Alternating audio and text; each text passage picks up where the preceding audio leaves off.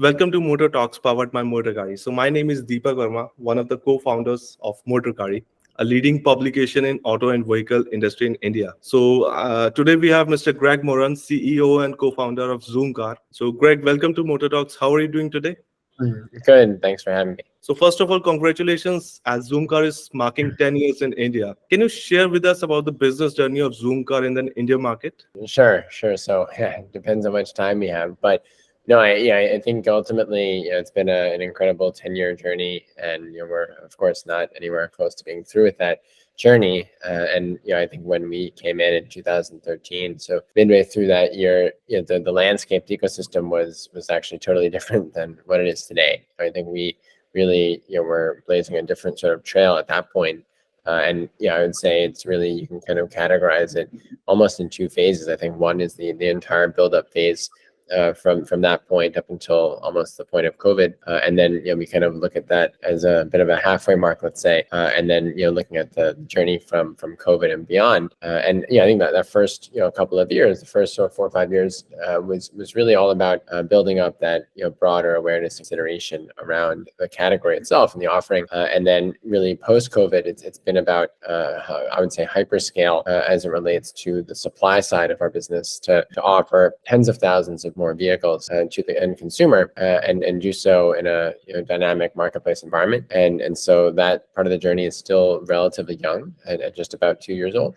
And so that's where we are focusing all our efforts today, and it's quite exciting. So would you like to add anything about like sharing in establishing such a successful car rental business in India? Well, I think our positioning, the way we look at ourselves, is a little bit sort of beyond or more than just like that conventional sort of car rental, if you think about it, because with a consumer focused marketplace where it's effectively a peer-to-peer transaction, ultimately what we're looking to do is to elevate that overall end-to-end experience for two sets of customers, for individuals who are looking for a vehicle for a couple hours or a couple of days, and also for individual vehicle owners or small business owners who have multiple vehicles, in terms of helping to capitalize on a broader business opportunity for them. So I think for us, it's really about balancing both sides of those customers in terms of that consideration, right? So I think ultimately any two-sided marketplace is going to look after both sets of customers in a very sort of balanced, calibrated way, so that each of them is getting their broader needs served and satisfied. And I think that's really a very fundamentally product-driven journey for us. We want to create seamless product experiences for both sets of customers, and that's where we tend to focus vast majorities of our time. Right. Great. So my next question is, like, recently Zoomcar got listed through the SPAC deal, right? So could you please tell us more about it? Well, just to clarify, so we are not actually listed. So we are a private company. We have certainly in the public domain, there is information about a transaction that's very much in progress. I can't talk too much about that apart from what is already in the public domain. But we look forward to consummating this and working with our partners at IOAC, which is the SPAC partner that we're currently merging with. And that's something which remains on track, and we're excited to talk more about that later this year. Great. Perfect. So apart from India, what are your target markets, and what are your plans in capturing them? Sure. Well, I think if you look at the broader market opportunity for a peer-to-peer car sharing car rental platform like Zoomcar, you think about both sides of that ecosystem. Ultimately, India represents just one piece of a much larger pie. And for us, the platform has really very, very powerful benefits across the emerging markets, where these are high growth economies, very similar in demographics and psychographics and broader macro characteristics to India. So that's really, if you think about broader Southeast Asia, broader sort of Pan Africa, Latin America, broader MENA sort of regions. So these areas all represent tremendous opportunities, very much akin to India. And so in total, there's probably about 20 to 25 countries that are in that immediate cohort. And so for us, it's really over time penetrating all of those countries over the next 3-4 years. And if we think about the broadest opportunity, the biggest opportunities outside of India, you'd probably have to say you're looking at markets like Indonesia, which we already operate in, and have a good foothold and are growing and building quickly. And then also a couple of the big Latin American markets like probably Brazil and Mexico. You would look at, you look at like Saudi Arabia. These type of markets are some of the bigger markets out there. So in totality, you kind of put those together with India, and you probably have 80-85% of the opportunity. So really, it is quite concentrated in sort of 4 or 5 different countries at an overall level. That's great.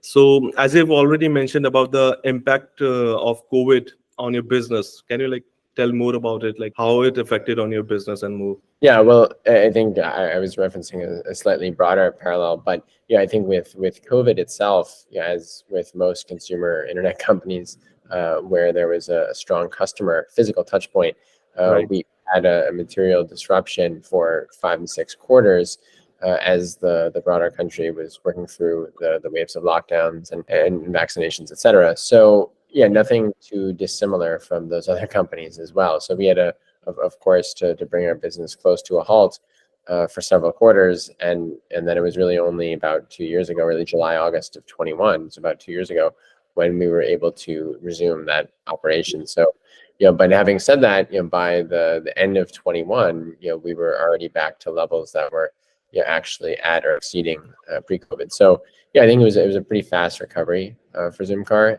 And I think the broader consumer sort of high touch point sections of the economy faced, I would say, similarly robust rebounds. So I think that way, it actually seasoned us and made us more product focused, more disciplined, more cost efficient.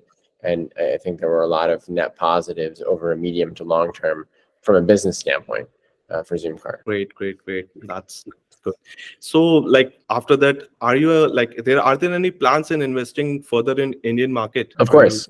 Yeah, the short story is, hopefully it goes without saying that as I mentioned, the market opportunity in India, if we look at those 20 and 25 markets, is in fact the largest. And I would just say that, we are, in terms of penetration, we're still just a couple percent penetrated against the overall opportunity for us in India. So we view, the opportunity to grow, 10, 15, 20x over the next couple of years as very much in the realm of possibility. And that's precisely what we're intending to do. So I think it's exciting as we build supply every month, every quarter.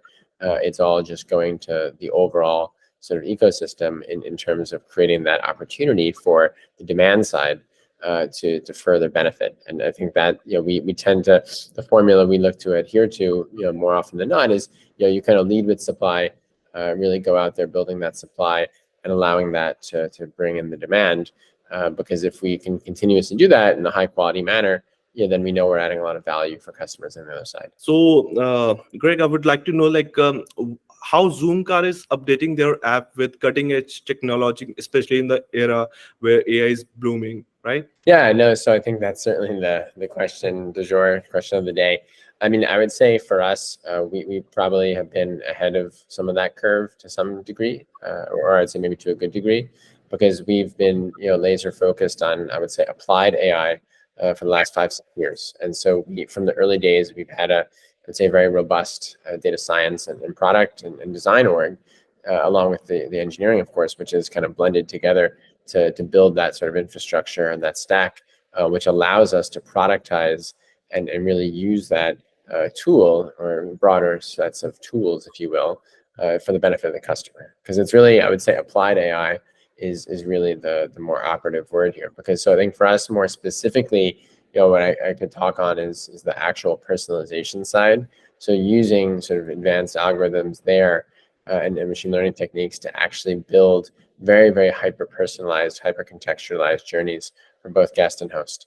And we're looking at large amounts of metadata, to the tune of billions of data points across millions of transactions, which actually allows us to streamline the overall experience for both guests and hosts. So I would have a certain type of experience that's more relevant for my interest, my history, et cetera, than you might have. And I think that in general leads to more satisfaction for the customers, right? Because if you're bringing more relevance, it's just like transacting on Amazon or Netflix. If you're building more relevance through the algorithms, then that of course is benefiting the downstream customer. So we try to do that in a very humanized manner. Because it's not really just cold calculation. It's also about how that integrates with front-end design and that overall sort of step-to-step user experience to really add value. As it has been like 10 years in the Indian market, right? So what has been your mantra for customer retention and customer engagement, given that a wide range of people like they use your platform, right? Right. Yeah, I think for us, it's simple. I mean, we just want to make the product as robust, as relevant, as consistent, as reliable as possible. And if you're able to do those things, you're able to do that broad thing consistently, time and time again, at scale across the countries, then you're going to land in a decent spot.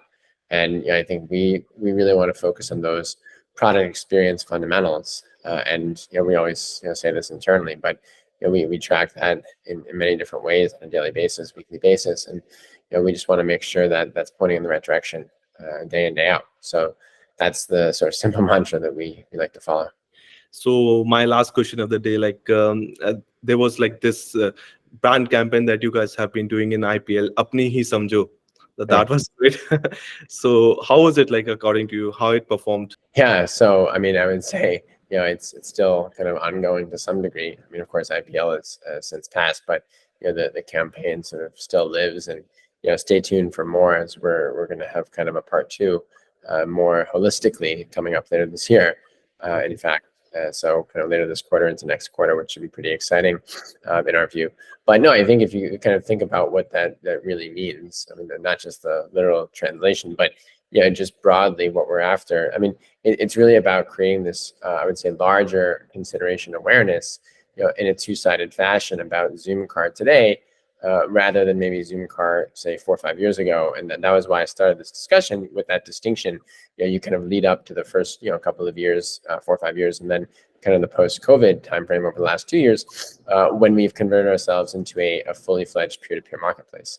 Now, when you're a full-fledged peer-to-peer marketplace, it's a different product experience. It's a different reality for the customers. It's a better one, more advantaged one. And I think really the purpose of the campaign initially during IPL was to really start framing it in that lens. And so with that, sort of, broad-based translation, really about getting folks comfortable with the fact that it is a two-sided platform. You have a guest, you have a host, and you have the opportunity to have a more personalized, more contextualized, more bespoke experience. That was what we wanted to kind of people, really to internalize and leave them with. And I think, to that extent, at least from what we've seen, it's been fairly successful to kind of really alert people to that sort of mindset, that change broadly, so that this can now fall into the consideration set. And as we go forward, we're just going to kind of build more and more and flesh that out so that people really understand the true value proposition that really comes from this type of platform for both the guests and the hosts. And I think that's one way to continuously build that business volume in terms of word of mouth, in terms of repeat usage, etc. Thank you so much, Greg, for sharing your thoughts, and congratulations again. So I think we would like to know more about Zoomcar achievements in coming future. Sure, that sounds good. So look forward to that. Thanks for having me here. Thank you so much. Have a nice day. All right, cheers. Bye-bye. Thank you, team.